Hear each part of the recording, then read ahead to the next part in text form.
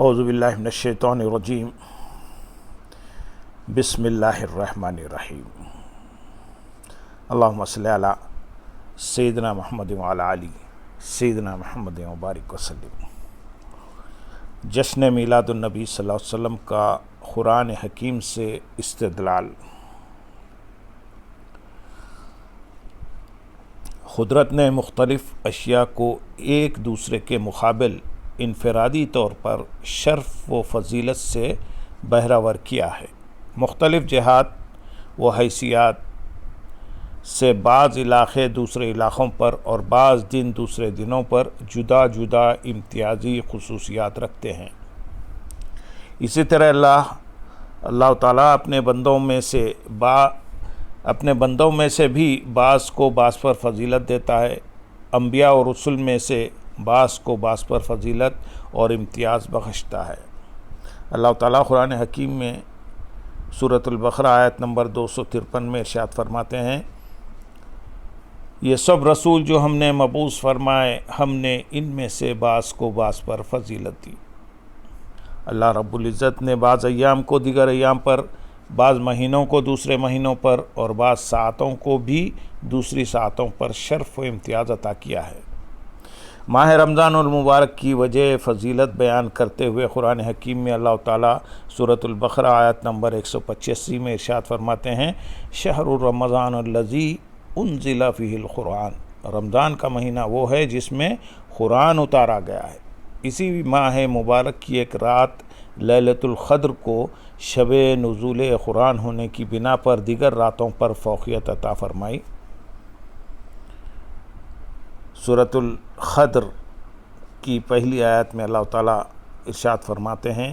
انا انزلناہ فی لیلۃ القدر،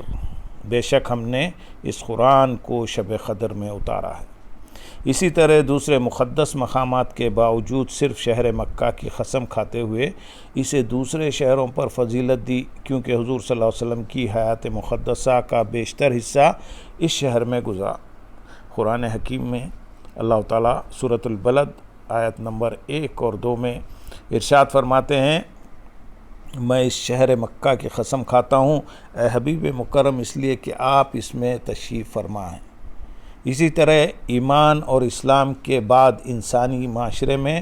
عزت و تکریم اور ایک دوسرے پر فضیلت و برتری کا معیار تقوی کو قرار دیا۔ قرآن حکیم سورۃ الحجرات آیت نمبر 13 میں ارشاد باری تعالیٰ ہے، ان اکرمکم عند اللہ اتقاکم، بے شک اللہ کے نزدیک تم میں زیادہ باعزت وہ ہے جو تم میں زیادہ پرہیزگار ہو۔ الغرض قرآن حکیم کی متعدد آیات میں اللہ تعالیٰ نے مختلف مقامات اور اشیاء کے تقدس کا اظہار اور ان کی فضیلت کی مختلف وجوہ بیان فرمائی ہیں۔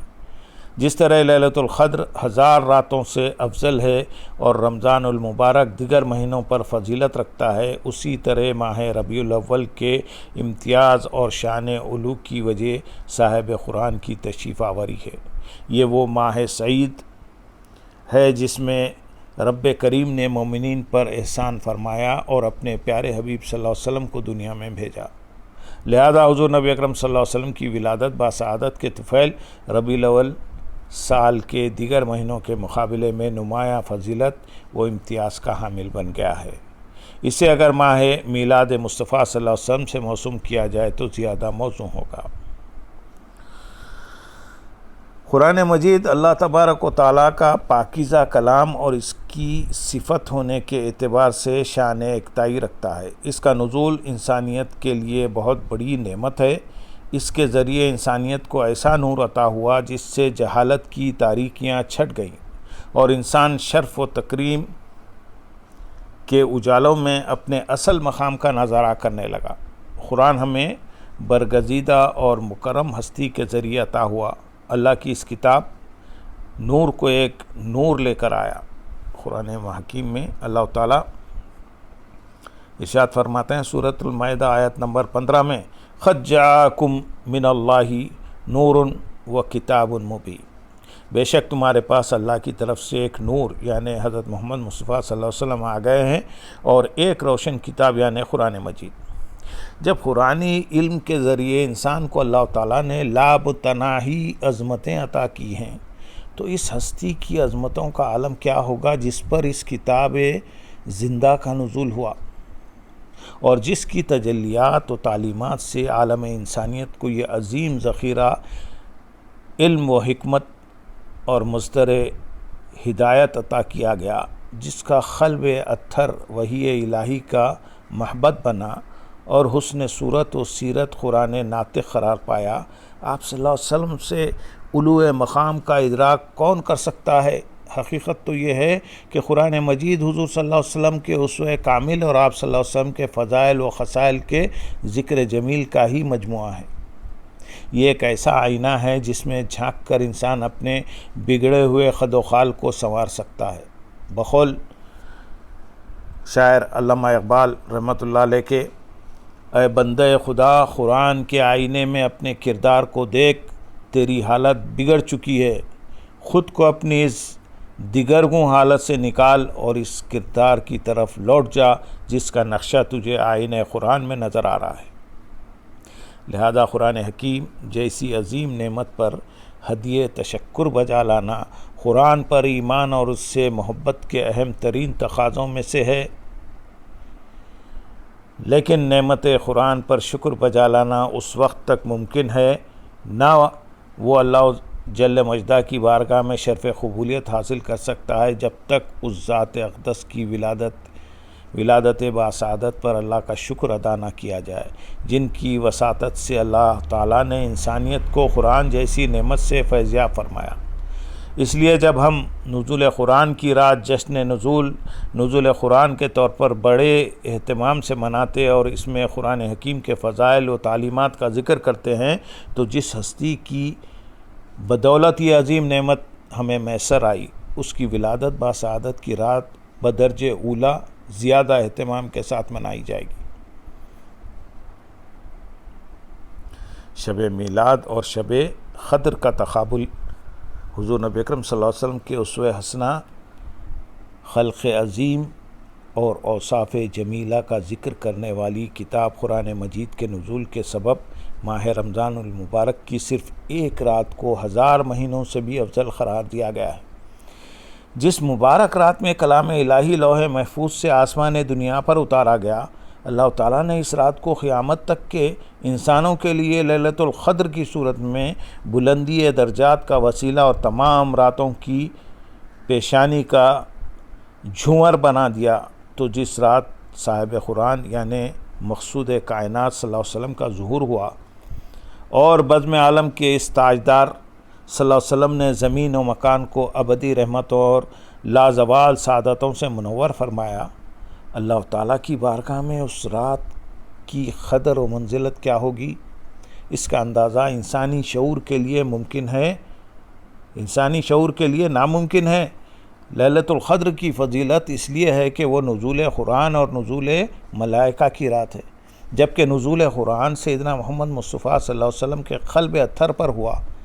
اگر حضور صلی اللہ علیہ وسلم نہ ہوتے تو قرآن نازل ہوتا، نہ شب قدر ہوتی اور نہ یہ کائنات تخلیق کی جاتی۔